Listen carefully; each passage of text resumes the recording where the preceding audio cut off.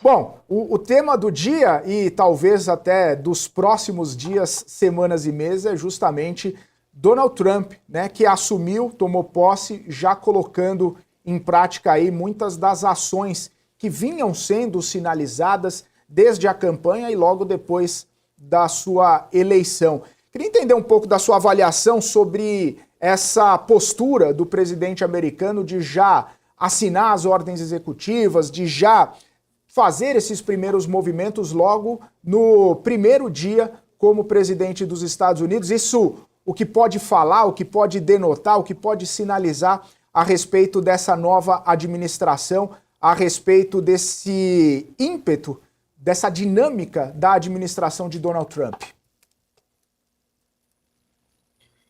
Bom, quando o Trump ele entrou no governo, na sua primeira gestão, no primeiro dia ele assinou uma única ordem. Ontem ele assinou mais de 80. Alguns veículos dizem que foram 82, outras que passaram de 100. Enfim, não sabemos ao certo, mas de fato foram muitas. E mais do que isso, ele fez isso de forma sensacionalista, né? Dentro do estádio em Washington, onde os apoiadores dele acompanharam o processo de inauguração, que é como a gente chama a cerimônia aqui, onde o presidente assume a posse, eles colocaram uma mesinha, como todo mundo deve ter visto, e ele saiu ali assinando e narrando quais eram aquelas decisões, e a cada decisão proclamada, o público do estádio vibrava. Então, teve um tom ali bem comercial, bem marqueteiro. E na essência, tudo que ele fez não tem nada de novidade, nada que não era esperado. Ele está cumprindo exatamente o que ele prometeu. Não tudo que ele prometeu ainda, logicamente, porque no primeiro dia isso não seria possível, mas o que foi assinado ontem já tinha sido dito que seria feito. O que não tinha sido dito era essa forma circense que aconteceu e que foi bem interessante e que a imprensa aqui está repercutindo porque se espera uma conduta bem mais conservadora, bem mais serena de um presidente. Coisa que ele acaba não sendo, né, o Bruno? Não é muito sereno, ele já tem todo o histórico de ser bastante impetuoso, espalhafatoso e midiático.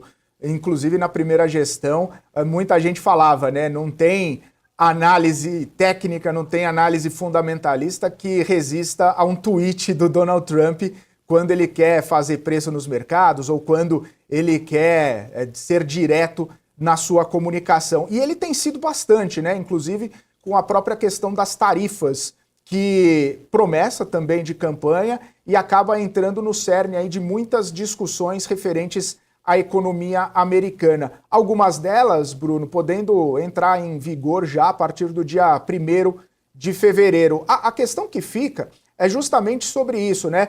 Se ele vai levar adiante de uma forma impetuosa, inclusive, essa questão das tarifas, se vai fazer a implementação de forma gradual ou se, por outro lado, toda essa discussão sobre as tarifas acaba sendo talvez uma provocação, uma tentativa de conseguir algumas questões, uma moeda de troca. Como que você está analisando esse cenário, Bruno? Eu acho que nas próximas semanas a gente vai entender com clareza da narrativa do Trump o que era bravata e o que de fato vai ser implementado. Em especial, esse discurso, essa guerra tarifária que ele quer promover com quase todos os mercados, na minha opinião, isso nada mais é do que uma narrativa para trazer esses outros países para a mesa de negociação e conseguir benefícios e conquistas para os Estados Unidos. E que, em última análise, embora ele fale isso de uma forma exagerada, muitas vezes agressiva, em alguns momentos ele deboche, ele não está absolutamente errado, porque quando ele se referiu a alguns países e ele incluiu o Brasil, ele disse o seguinte: por que os seus produtos entram aqui com 0% de taxa e por que os meus produtos para entrarem aí precisam ser taxados em 100%? Então, na essência, tem um grau de coerência. O problema é a maneira que ele conduz isso, né? Então, se a gente retroceder, ele tinha dito o seguinte: vou taxar tudo em 10% e China vai ser em 60%. Já ficou claro que não vai ser bem assim. Ele vai chamar esses países para a mesa de negociação. Desculpa, às vezes não é que ele chama para a mesa de negociação.